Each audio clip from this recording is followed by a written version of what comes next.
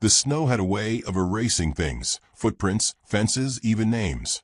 She walked with her arms pulled tight across her chest, shawl torn and fluttering in the wind like a prayer half-spoken. Every step forward cost more than the last. Her boots had long given up their fight against the cold, soaked through and stiff, leaving her feet to numb themselves into silence. She didn't cry.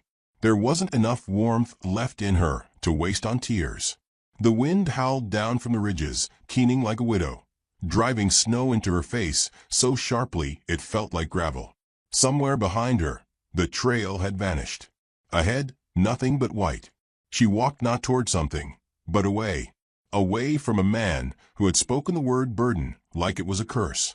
Away from a town that turned its back as she passed with a letter in her hand and too much swelling under her dress. And away from a wedding dress still folded in a trunk, never worn. Her name had once meant Grace, but now it meant nothing at all. A few nights ago, she dreamed of warm bread and her mother's voice humming by a stove. Now she dreamed of nothing. Hunger had softened into dizziness. Her breath, once loud and frantic, now came in shallow wisps that disappeared before her eyes could catch them. She told herself, just until the next rise, then she'd rest. But the next rise was a lie, and the one after it too. There was no end to this storm. Only surrender. A dark shape loomed suddenly to her left, a broken wagon, half buried in snow. She stumbled toward it, thinking maybe, just maybe, there would be shelter. But the boards were splintered, wheel spokes reaching skyward like ribs. Inside, nothing but wind and silence. She leaned against it anyway, trying to catch her breath. Her legs trembled beneath her like twigs. She sank to her knees. The baby kicked once, faintly, as if asking her not to give up. She pressed her hand against her belly and whispered a promise she wasn't sure she could keep. Then everything tipped sideways. The sky went dark. She fell, cheek to snow, and felt it embrace her like a sheet. The world narrowed to the rhythm of her heartbeat, slow, slower, until all she could hear was the wind. When the figure came, she wasn't sure it was real. He didn't call out, didn't rush. He moved like someone who had already seen the worst the world could do and learned to move quietly through its ruins. A tall man, shoulders broad beneath a worn-fur cloak. His face was shadowed by the storm, but she saw the stillness in him, the steadiness. He knelt beside her and laid a hand gently on her shoulder, not to shake her, just to tell her, I'm here. Then everything went black. When light returned, it came not from the sun, but from fire, soft and flickering. She was lying on something warm, furs, thick and clean. Her boots had been removed. A blanket wrapped around her shoulders. The smell of wood smoke, faint pine resin, and something sweet, stew, perhaps, drifted to her nose. For a moment, she thought she might be dreaming again. But then she heard the crackle of logs and a sound more rare than thunder. Another person breathing. She opened her eyes slowly. Across the room, the man sat with his back half-turned, stirring something in a pot. His long hair was tied back. His skin was bronzed from sun and wind, and his movements were careful, deliberate. He wore no gun, but there was a knife strapped to his side, not with fear, but with knowing. When he turned to her, his gaze was not the kind that demanded answers. It was quiet, measured. He nodded once, as if to say, "You're safe now." That was all. She tried to speak. Her throat cracked with dryness. He rose, crossed the space in 3 silent steps, and held out a cup of warm water. His hands were scarred but clean. She took it, trembling. Their fingers didn't touch, but she felt the nearness like a current. "You fell near Red Creek," he said, his voice low, gentle. "Snow nearly took you." She managed a nod. "I brought you here. Cabin's mine." Her eyes wandered the room. Modest, well-kept.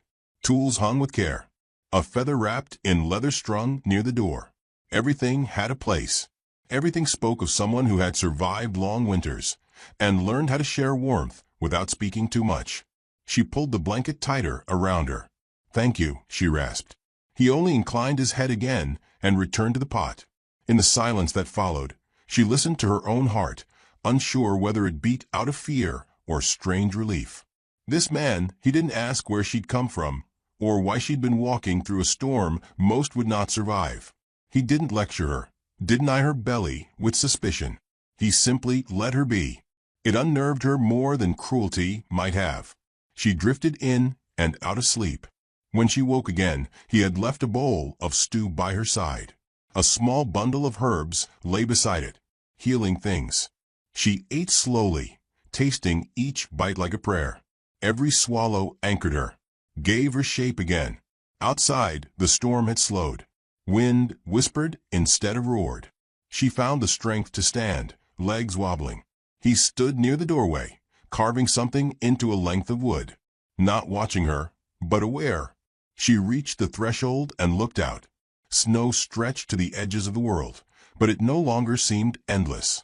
The clouds had parted just enough to let golden light spill over the ridges. Smoke curled from the cabin's chimney like a thread back to life. She turned to him. "I didn't think anyone would find me," she said. His gaze met hers. Steady, kind. Some people were meant to be found. She didn't answer. She didn't have to. Later, as she sat by the fire and he returned to his carving, she realized something unexpected had begun to stir inside her. Not hope, that was too much to ask, but something gentler. The idea that maybe, not today, not yet, but maybe she hadn't been left to die after all. And maybe, just maybe, the storm hadn't taken her name. It had only carried it to the one man strong enough to remember it. The fire crackled low, steady as breath, throwing long shadows across the walls. She lay awake, half reclined on a bed of stitched hides and wool, eyes fixed on the wavering light. Her limbs ached, not with pain exactly, but with the dull throb of life returning. It was a kind of ache that reminded you hadn't died. Not yet. Across the room, he sat in silence, knees drawn up, a pipe resting in his hands though it wasn't lit. He watched the flames, not her. Or maybe both, through the same still gaze. She didn't yet know what to make of him. In the soft light, she could see his features more clearly now. The line of his jaw beneath the stubble, the deep-set calm of his eyes. His presence filled the cabin without crowding it, the way old trees fill a forest, unmoving, essential. He noticed her watching and offered a nod, not quite a greeting, more a quiet confirmation that he was still there. "You've been asleep 2 days," he said, voice rough as river rock, shaped by still water. She blinked. 2 days. Her fingers moved to her belly, almost without thinking. The child still stirred faintly inside her, as if to say, "I'm here too." She exhaled slowly. Gratitude hummed through her, but it was too soon for trust. "Where are we?" Her voice came out like wind through cracked glass. "North ridge of Red Creek Valley. My people winter here." He glanced toward the feather and beads that hung near the door. "I'm called Tohan." A name. It settled into her like a stone dropped into a deep well. No splash, only depth.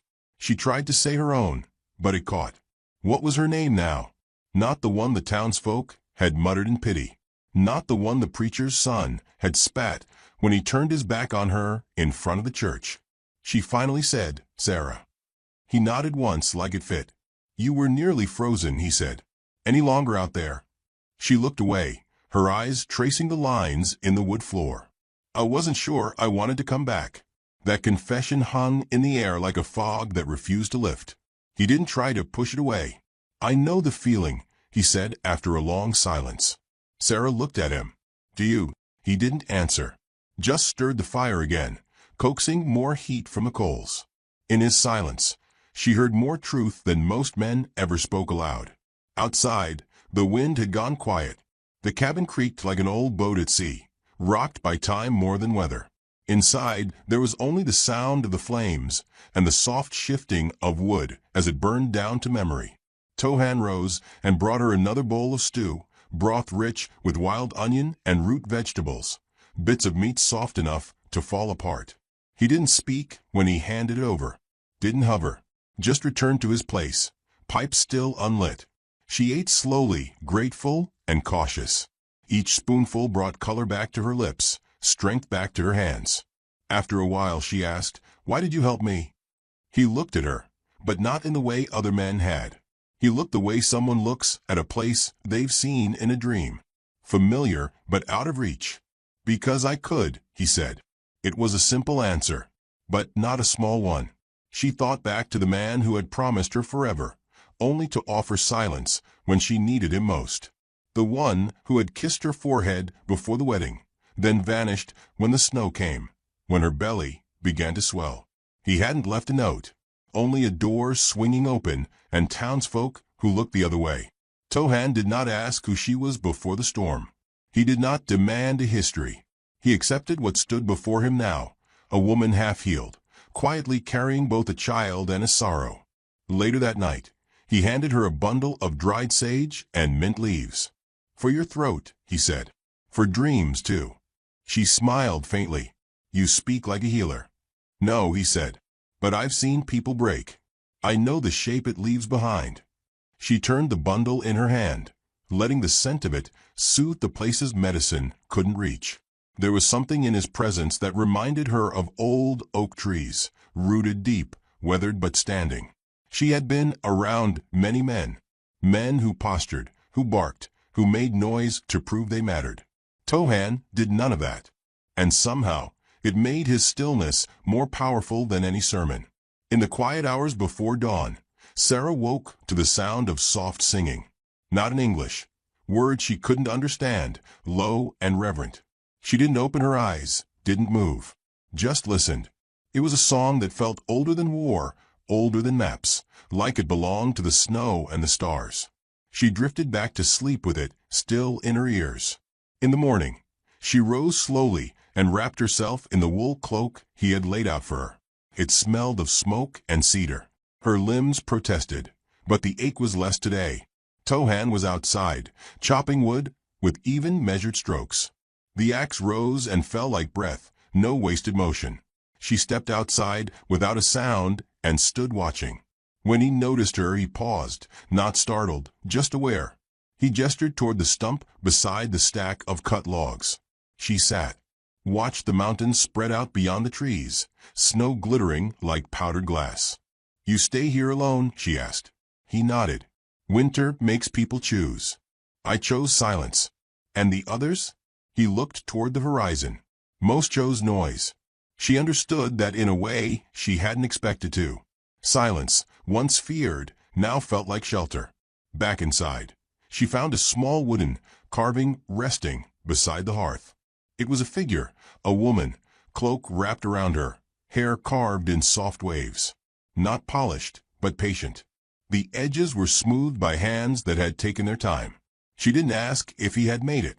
That night, as the fire settled into coals and the wind rose again beyond the walls, Sarah curled under the fur blanket and whispered to the darkness. "I thought I'd be alone when the snow took me." Tohan didn't answer, but from his corner, she heard the faint creak of his chair as he leaned forward and added more wood to the fire. Not to chase away the cold, but to promise it wouldn't win. The days passed without needing to be counted. Snow still cloaked the valley, but the wind had softened, and the cabin no longer felt like a place to survive. It felt like somewhere time could settle. Sarah woke earlier now, not from fear or pain, but the quiet rhythm of morning. The hiss of the kettle, the faint creak of wood, the brushing of a broom across the floor. Tohan moved through his tasks with the patience of someone who didn't rush grief or healing. He never hovered, never asked her to rise. But when she did, he always left room for her at the table. They had settled into a rhythm made of silence and simple things. He carved.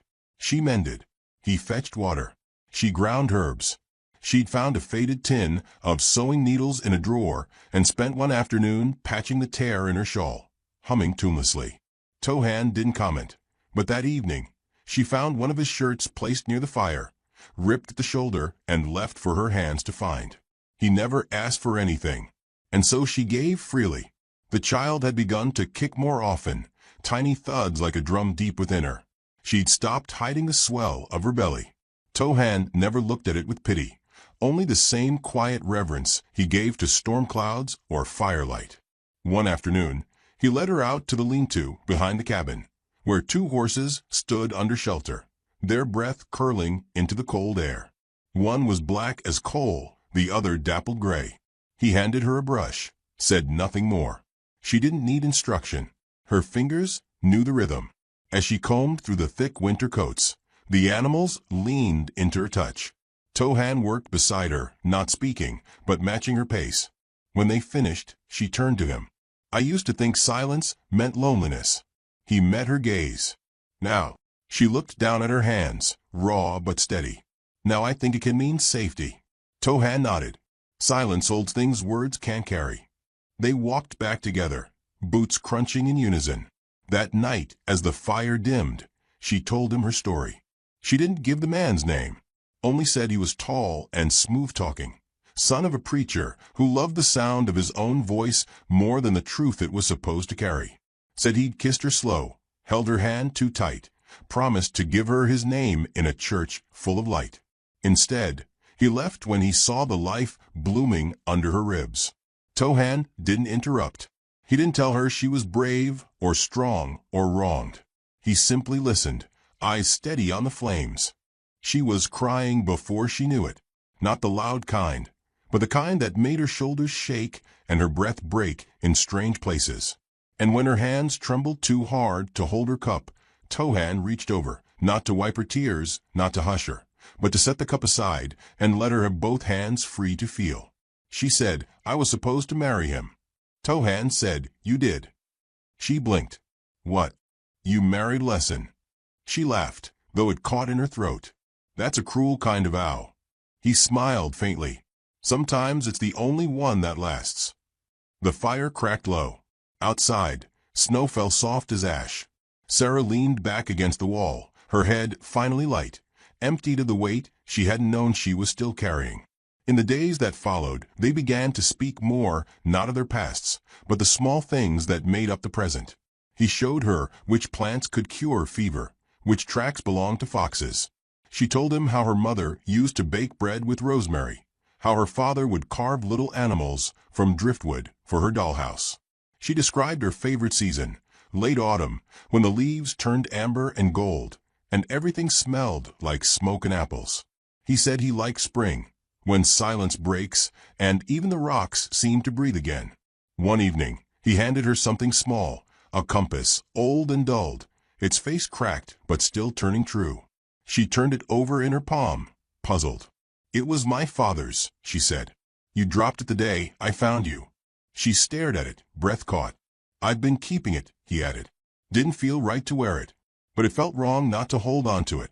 She looked at him then, not as a stranger, not as a rescuer, but as something else. Not familiar, not yet, but known. Tohan, she said softly. He looked up. You saved me. He shook his head. I found you. Saving something you did yourself, every time you took another breath. She opened her mouth to argue, then closed it. He had a way of stripping lies from the world without ever raising his voice. That night, she couldn't sleep. She stepped outside, pulling the cloak around her shoulders, and stared at the sky. Stars scattered in reckless beauty. Snow blanketed the valley like forgiveness. Behind her, the cabin glowed faintly, its chimney smoke winding up into the dark. She heard the door creak softly. I didn't mean to wake you, she whispered. You didn't, Tohan said. Some nights just call to be heard. They stood side by side, eyes lifted toward the stars. I keep thinking, she said, about who I was before. Before the cold. Before being left behind. You don't have to be her again. Who then? He paused. Someone new. Someone you name yourself. She turned to look at him, and for the first time, he met her eyes without looking away. His gaze was open, not filled with longing, not yet, but with quiet recognition. She saw her reflection in it. Not broken, not saved, seen. The silence between them thickened, not empty, but full of things not yet said. She didn't touch him, but she stayed standing close enough that the warmth of his arm reached her through the cold. Inside, the fire dimmed to coals again. But something else had been lit now, slow and quiet as the dawn. And somewhere deep inside, where snow had once covered everything, something began to bloom. The knock came at midday, sharp and certain. 3 thuds against the wooden door, not tentative like a traveler, but firm like someone owed an answer. Sarah looked up from the bowl of wild rice she was shelling, her hands freezing mid-motion. Tohan stood from his place by the fire, every inch of him gone still. His eyes didn't narrow. He didn't frown. But the warmth in them faded like a lantern doused too fast. She knew before he opened the door. Knew by the shape of the shadow cast on snow. By the sound of boots scuffing ice, impatient. Knew because her bones remembered what her heart tried to forget. He stood in the doorway, taller than she recalled, or maybe just more gaunt. His coat was new, fine wool, clean gloves. He smelled of tobacco and self-importance. "Sarah," he said. She didn't rise, didn't answer. His eyes scanned the room, landing briefly on Tohan with a flicker of calculation, like a man tallying up what he might have to endure before getting his way. Then back to her, softening as if memory might excuse him. "I've been looking for you," he said, stepping inside without invitation. Tohan moved slightly, just enough to stand between them, not blocking but grounding. Sarah reached for the edge of the table, anchoring herself. "You left me," she said, voice steady. His mouth worked like he might deny it, but no lie formed. "It was a mistake," he said instead.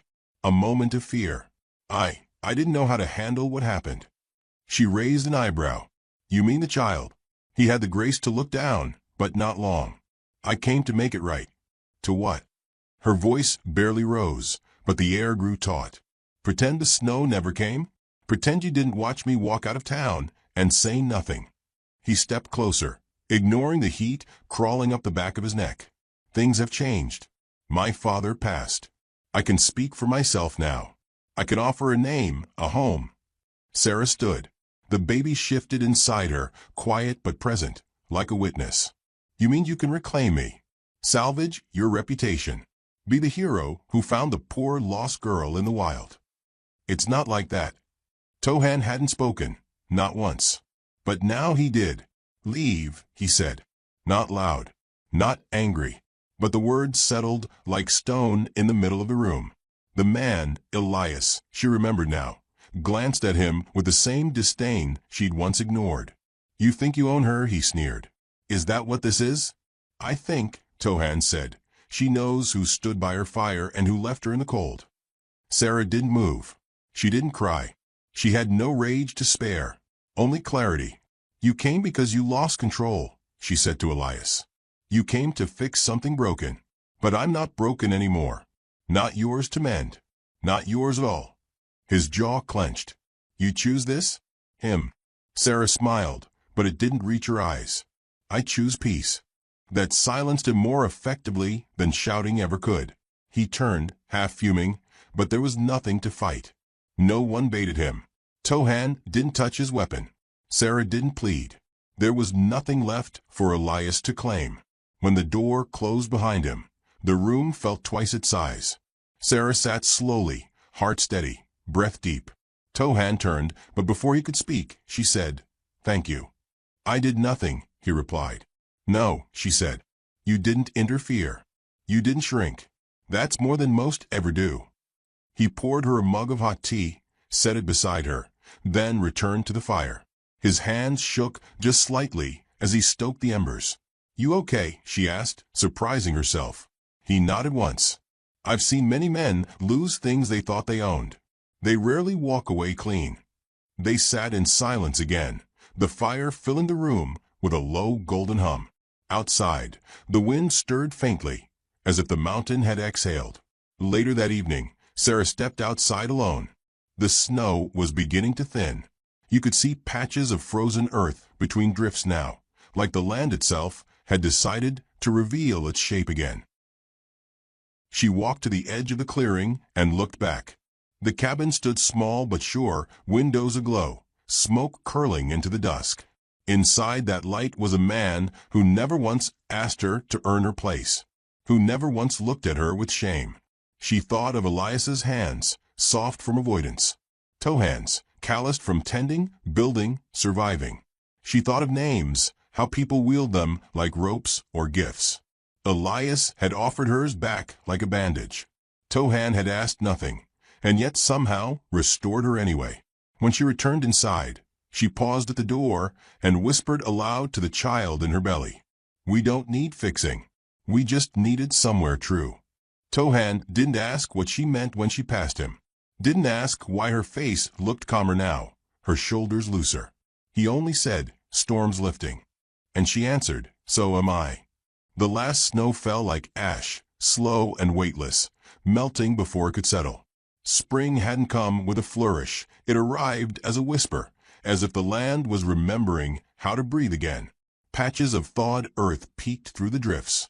Birds returned one by one, not in song, but in scattered notes, tuning the silence back into music.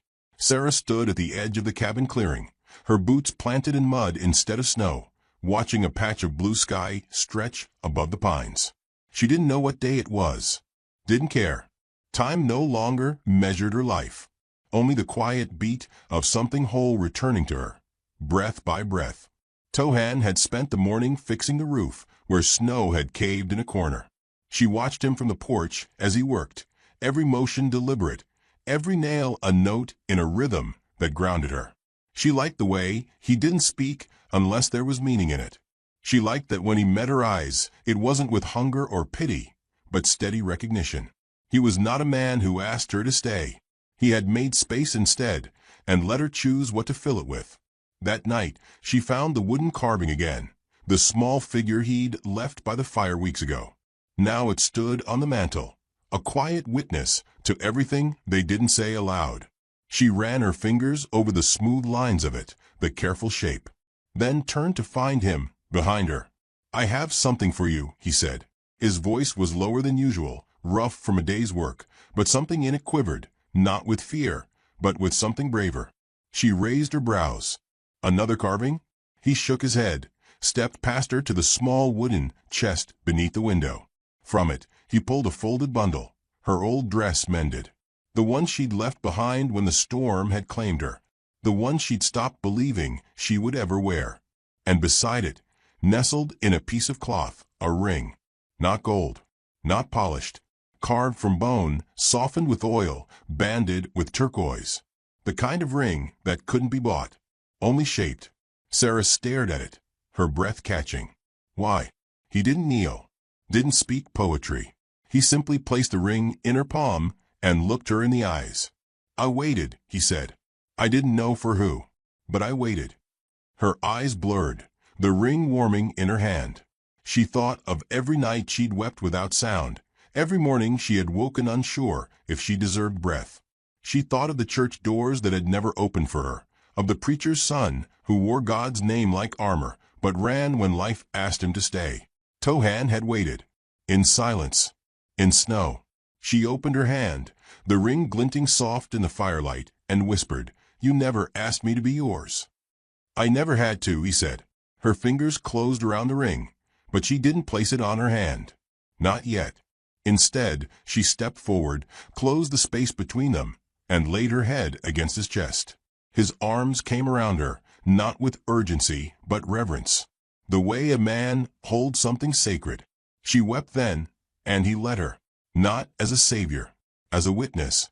Later, as dawn rose behind the pines, Sarah stood barefoot on the porch, watching the light spill gold across the horizon. The storm had taken many things, but it had not taken her name. It had not taken her fire, and it had not taken the part of her that still believed in choosing love without fear. The baby kicked beneath her ribs, firm and full of life. Tohan came beside her, handed her a tin mug of tea. They stood like that for a long time, watching the sun rise higher. "Will you come with me when the road clears?" she asked. "Where?" he said, though she could tell by his tone he already knew. "Back to town. Not to stay. Just to walk in. To be seen." Tohan nodded slowly. "You want them to see who you became." "I want them to see what love actually looks like," she said, "and to see that it doesn't wear their name." He smiled at that, one of the rare ones, full and quiet and sure. And when the roads cleared, they went. She wore the old dress, mended, with the turquoise ring on her finger. He walked beside her, tall and silent. No disseration. No need. The town grew quiet when they arrived. Faces peeked out from curtains. A few murmured her name, confused by the strength in her shoulders, the calm in her eyes. Elias stepped onto the boardwalk outside the general store, the lie of his charm gone slack on his face. He didn't speak. She didn't stop. She didn't need his words. She had her own. At the church steps, she paused, then reached into her pocket and pulled out a folded paper.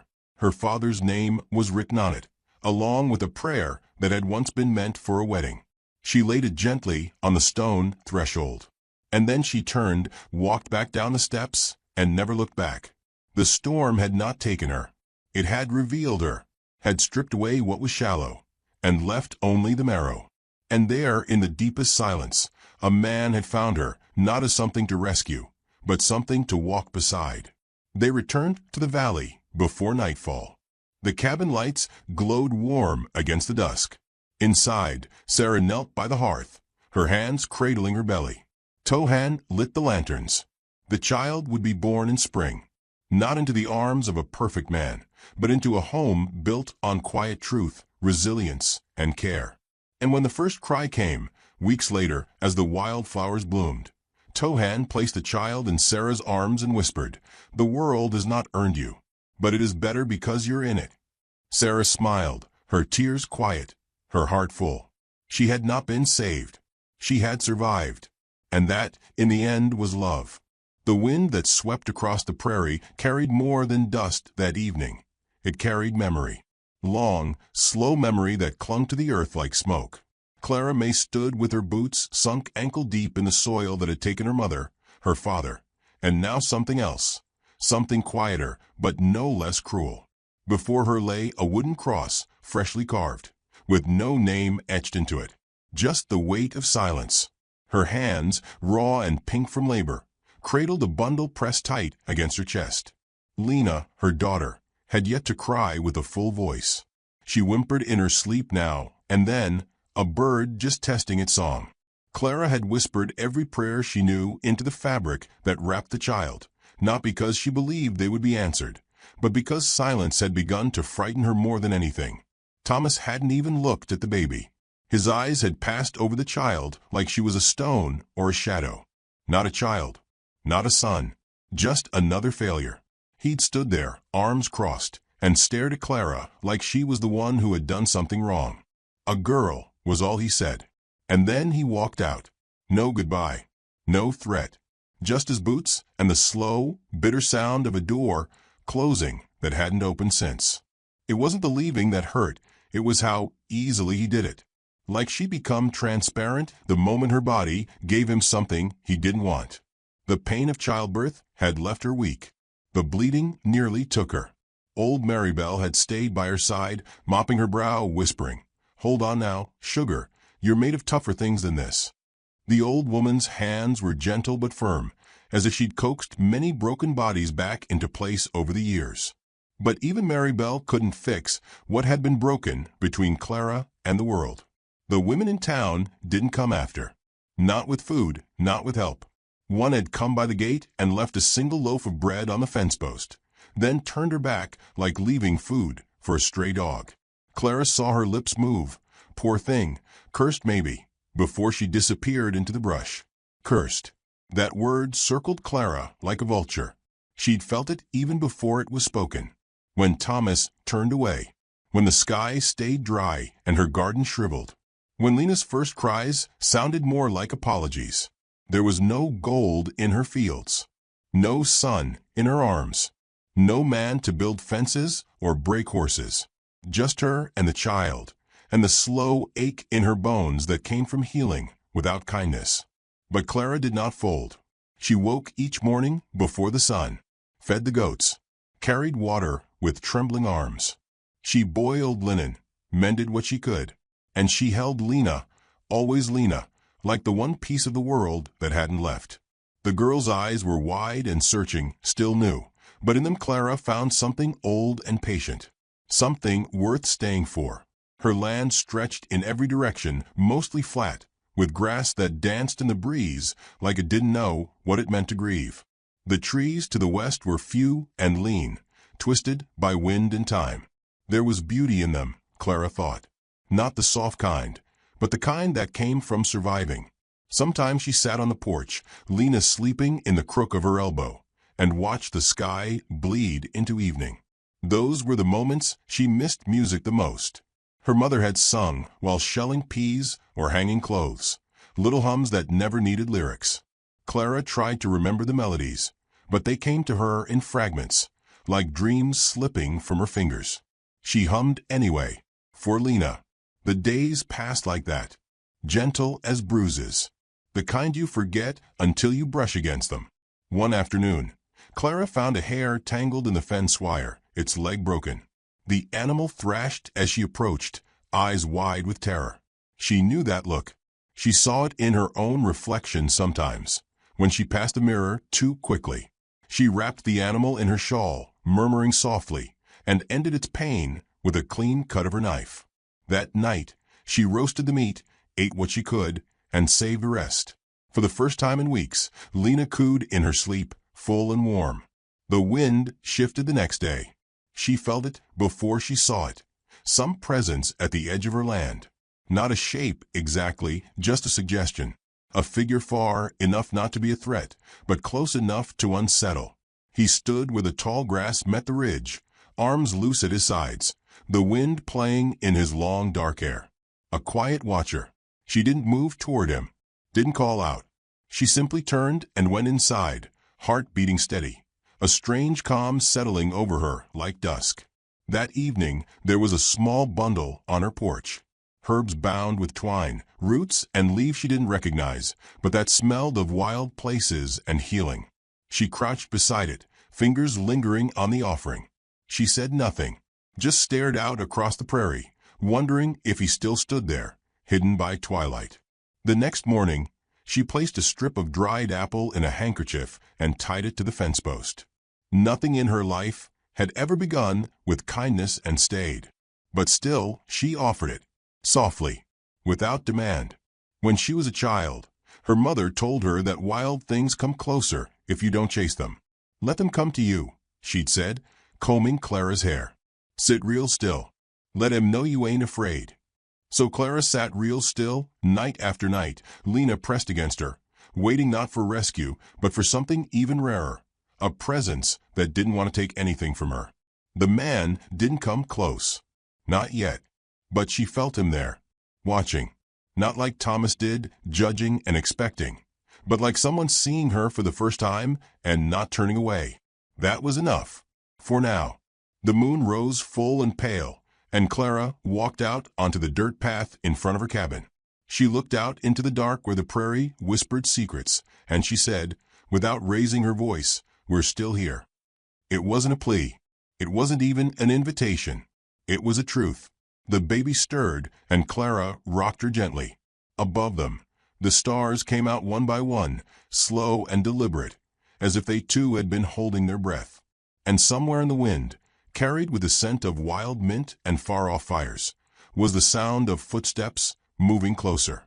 Just a little, just enough to be heard. The days came with less ache now. Not none, but less. Clara began to notice the wind before the weight, the color of the sky before the gray of memory.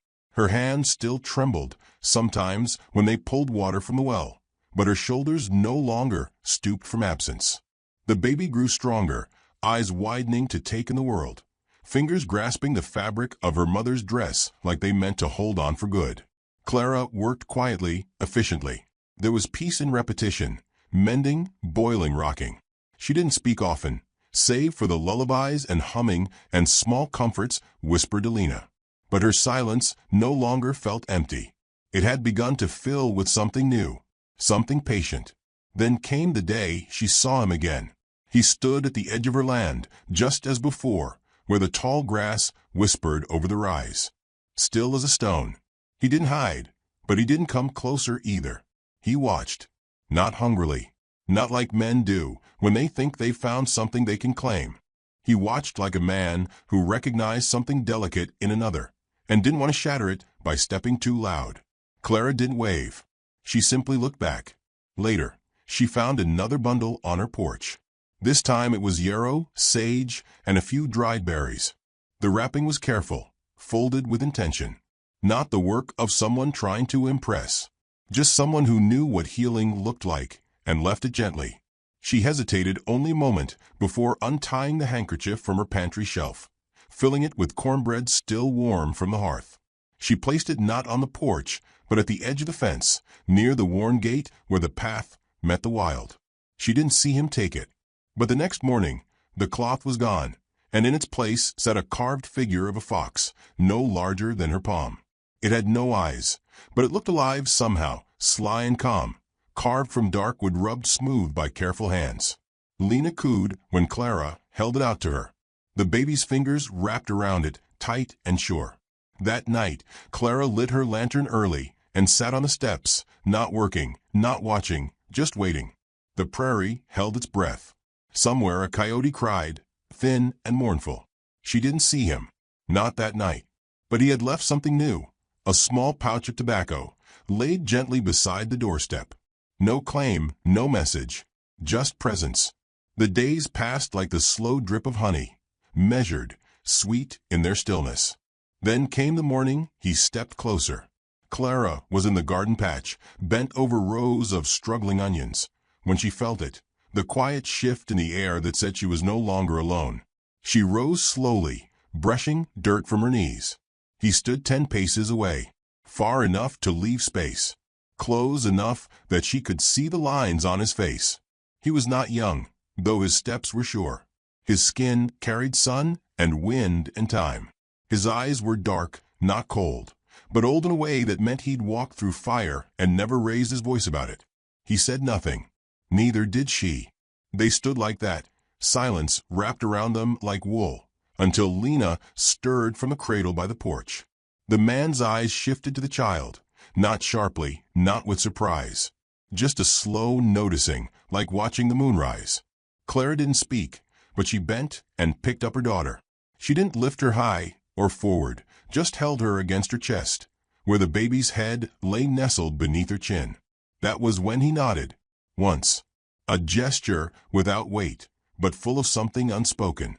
Then he turned, quiet as he'd come, and disappeared beyond the ridge. Marybelle came by 2 days later, brought soup and a bundle of fabric. "Man's been seen walking near your land," she said, sitting herself down with a grunt. "Tall Cheyenne fellow. Folks get nervous when they see what they don't understand." Clara said nothing, just ladled soup into a bowl. Marybelle eyed her, spooned broth into her mouth, and chewed slow. "I ain't nervous," she muttered eventually. "Saw him myself once, years back. Didn't speak, just watched a fox dig in my garden. Sat down and watched like he was waiting to see how it ended." Clara smiled, but didn't show her teeth. "Some men speak with thunder," Marybelle said. "Others, with roots. Man like that don't rush nothin'." Clara thought of the carved fox in Lena's hand. The days continued. Sometimes she'd see him by the trees, sometimes only his shadow. She began leaving things out again, bread, dried apples, a hand-stitched scrap of cloth. In return, she found feathers, more carved animals, a string of beads, so old they seemed born from the earth. She began tending her land with more purpose. Weeding, watering. Not because she believed everything would thrive, but because the act of care itself mattered. One day, the roof began to leak.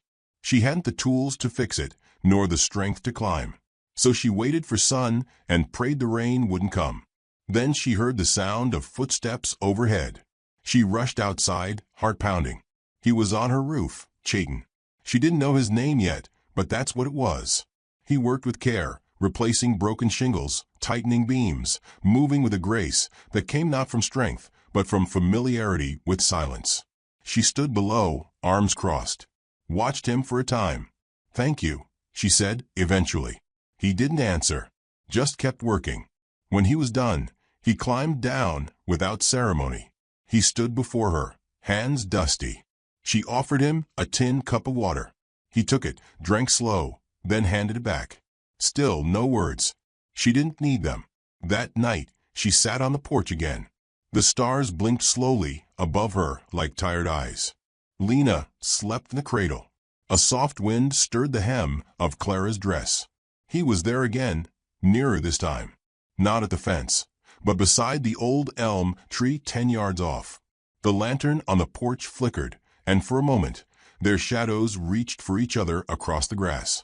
Clara looked up, voice low. "Why do you come?" He waited a long time. Then he said, in a voice rough as stone rubbed smooth by river water, "You don't turn away."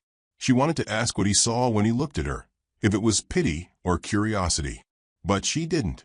Because something in her knew. He wasn't looking for broken things to fix.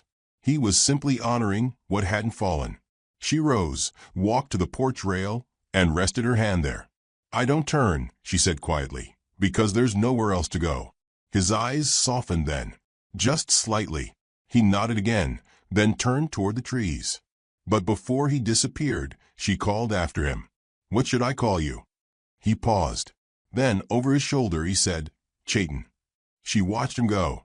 The fox figurine lay in the cradle beside Lena, who stirred but did not wake.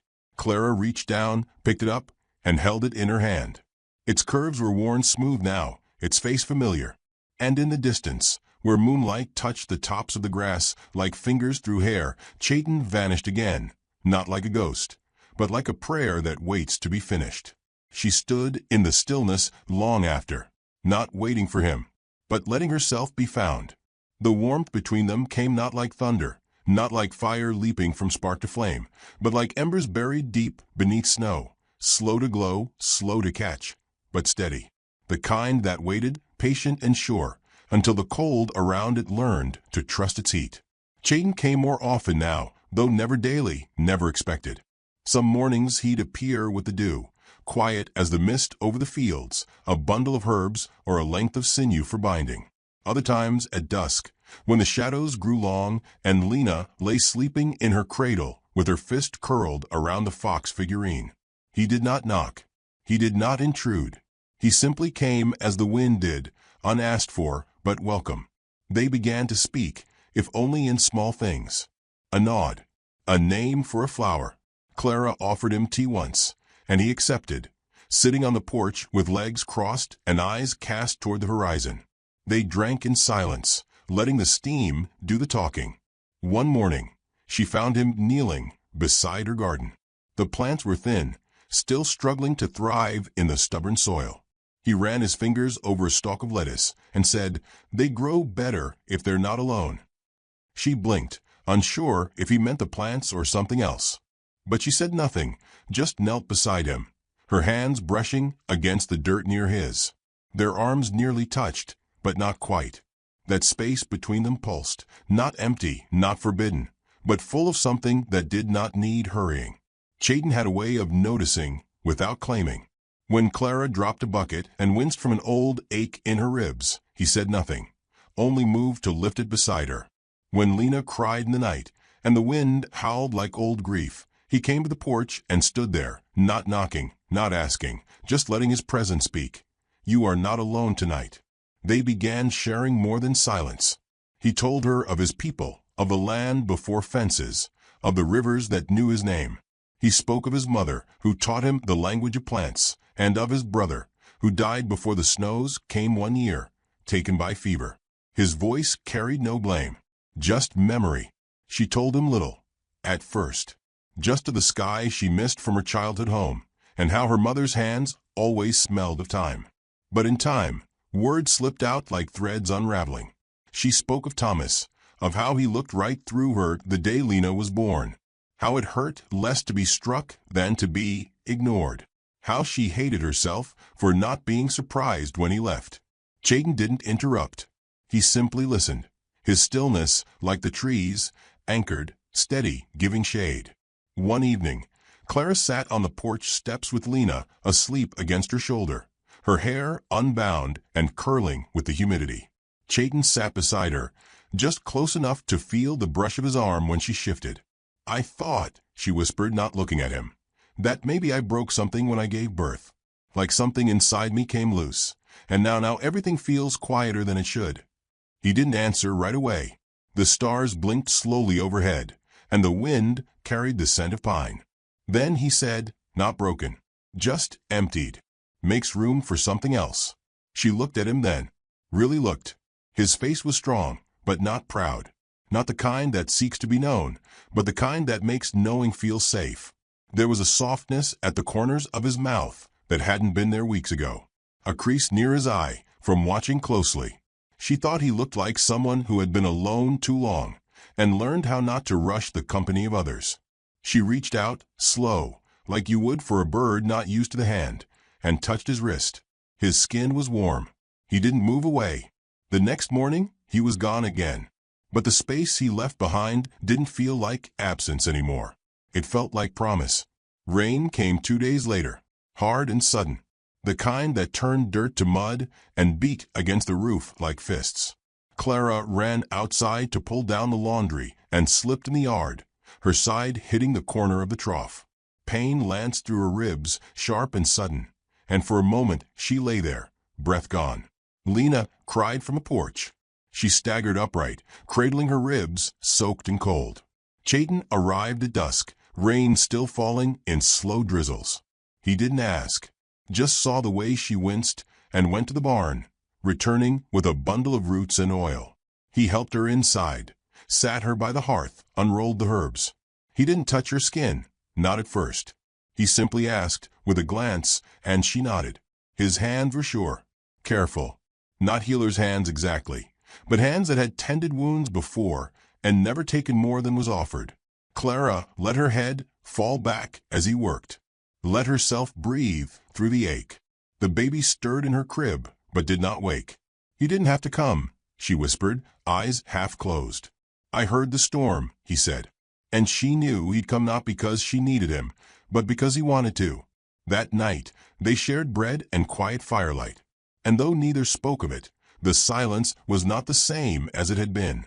It held a hum beneath it now, a gentle, waiting warmth. Chayton stood to leave, but paused at the door. She looked up, her voice no louder than breath. "Do you believe people can be loved, even after they've stopped hoping for it?" He turned, eyes shadowed by the low lamp. His voice came soft and steady. "I believe love waits, even if it has to sit in the cold for years." She closed her eyes, letting those words settle in her chest like warmth under frost. He didn't stay that night, but the door closed soft behind him, and the wind no longer howled. When spring crept back across the land, Clara's garden began to bloom. Little things first. Lettuce. Tiny shoots of potato leaf. Marybelle brought more seed. Neighbors began to nod instead of whisper. And one morning, Clara found a new carving on her porch. A bird this time, wings tucked in as if sleeping. She placed it beside the fox in Lena's cradle. Outside, the wind shifted, warm and light. And in the far distance, the sound of hooves, steady, approaching, unhurried. She stood at the door and watched the road. Not waiting, just ready. The day Thomas returned, the air felt thick with warning. Clouds hung low, not storm-heavy, but close, like the sky had secrets it hadn't yet chosen to spill. Clara was in the field, her hands in the soil, when she heard the hoofbeats. Not Chayton's. Too heavy, too certain. They came with the rhythm of someone who believed the ground still owed him its shape. She straightened slowly, wiping her palms on her skirt, heart already tightening in her chest. Lena was in the cradle under the porch awning, asleep with her fingers curled around the bird Chayton had carved. Clara moved toward her without panic, but with purpose, each step measured. When she reached the porch and turned, Thomas was already dismounting. He hadn't changed much. Maybe leaner, meaner in the eyes. His boots were worn, his jacket dust-stained, but his presence was just as loud as it had been the day he left. He looked at Clara, like the months between them had been a pause in his sentence, not a chapter closed. "You look different," he said, voice rough, like gravel poured over memory. Thinner, tired. She didn't answer. Behind her, Lena stirred, then settled again. The sight of her calmed something in Clara, anchored her spine. Thomas stepped forward, bold in his ignorance. "I heard tell of you livin' out here with an Injun." The word landed like a slap, raising my child like some wild thing. "She isn't yours," Clara said, soft but firm. "You left." "I had cause," he snapped. "I wanted a boy. You gave me weakness." Clara didn't flinch. The woman who might have bowed to that voice was gone, buried with the old winter. She reached back, laid a hand on Lena's blanket. Her voice came steadier than she expected. "She's stronger than you'll ever be." Thomas's jaw twitched. He glanced past her at the land, at the fence newly mended, at the garden rose that no longer struggled. "You do all this alone?" She let the silence answer. He stepped onto the porch, boots heavy. "Too close. Clara, you're my wife." "No," she said. "You buried that title when you walked out the door." "I still have rights," he growled, eyes sharp now, not pleading. "Possessing. That girl's got my blood. You think some red man can raise her better than me?" The screen door creaked open behind her. She didn't need to turn. Chayton stepped out slow, unhurried, like the day hadn't changed shape. He carried no weapon, just a calm that drew the wind toward him. He didn't look at Thomas, not right away. He looked at Clara, at Lena, at the space around them that had grown, carefully, with time. Thomas laughed. "Well, ain't this fine? You hand yourself over to a savage and think you're better for it." Chayton said nothing. Stillness radiated from him like heat off stone. Clara stepped between them, not out of fear, but because her voice was stronger than fists. "You don't get to use that word here," she said, facing Thomas fully. "You don't get to come back and pretend you didn't choose to vanish." His expression twisted. "I made a mistake." "No," she replied, eyes steady. "You made a choice. I almost died bringing her into this world. You left us both for it." He stepped forward then, sudden, like anger might give him back his place. But Clara didn't move. Behind her, Lena began to cry. And that, more than any word, ended it. Because the sound of that child's voice, fragile, fierce, cut through the dust and sweat and memory, and Clara saw it land in Thomas like a stone. He flinched. "Just once." "She doesn't know your voice," Clara said. "She only cries when there are strangers near." Thomas looked at the cradle, at the girl whose curls clung to her brow with sleep sweat, whose tiny fists beat against the air with instinct, not recognition. "You want to raise her with him?" Thomas spat, motioning toward Chayton. "You want her to grow up wrong?" Clara stepped aside, just enough for Chayton to take her hand. He didn't squeeze, just held it there, quiet and open. "She's growing up right," Clara said. "Because she's growing up safe." Thomas didn't speak again. His eyes flickered over them one more time, scanning for weakness, for regret. Finding none, he turned back to his horse, mounted with a grunt, and rode off. Not in rage, in something slower. Defeated, maybe, or simply lost. Clara didn't watch him go. She knelt beside Lena, lifted her gently into her arms, and pressed her lips to the child's forehead. The air felt lighter. They didn't speak for a long time. The porch held them in its quiet, the way old trees hold wind. When the baby fell back into sleep, Clara looked up at Chayton, her eyes shining not with fear, but with something fuller. "You didn't speak," she said softly. He brushed a strand of hair from her cheek. "You didn't need me to." They sat down together, Lena between them. The bird and fox carvings rested on the porch rail, side by side. That evening, Clara brought out the bundle she'd been working on. A woven band, horsehair, and blue glass beads. She tied it around his wrist without asking. He didn't smile, but he held her gaze like someone anchoring themselves in deep water. "You're not him," she said. "No," he agreed. "But I saw the place where he left you. I saw you survive it." She leaned against his shoulder, and he didn't shift or stiffen. He simply let her rest. Later, when the sun dipped low, they walked the land together. She showed him where she planned to build a second coop. He told her which trees would be good for shade in summer. They didn't plan a life out loud. They simply stepped into it. Weeks passed, and the land bloomed. The carrots took, the corn grew high. Mary Bell visited and called Clara lighter in the face. Lena said her first word, B.A., while holding the fox in one hand and the bird in the other. It didn't matter what the word meant. It belonged to them. One night, under a prairie sky, so white it felt like breath itself, Clara stood beside Chayton and whispered, "You waited." His arms slid around her waist, sure and steady. "For a fire worth tending," he said. She looked up, the stars like salt spilled across black velvet. "What do you call something that comes late, but still arrives in time?" He kissed her forehead, voice low. "Home." And in the cradle, Lena dreamed. And in the house, the floor no longer creaked with loneliness. And in Clara's chest, the empty places filled, not all at once, but enough. Enough to stay. Enough to begin again. The fire had waited. And so had she.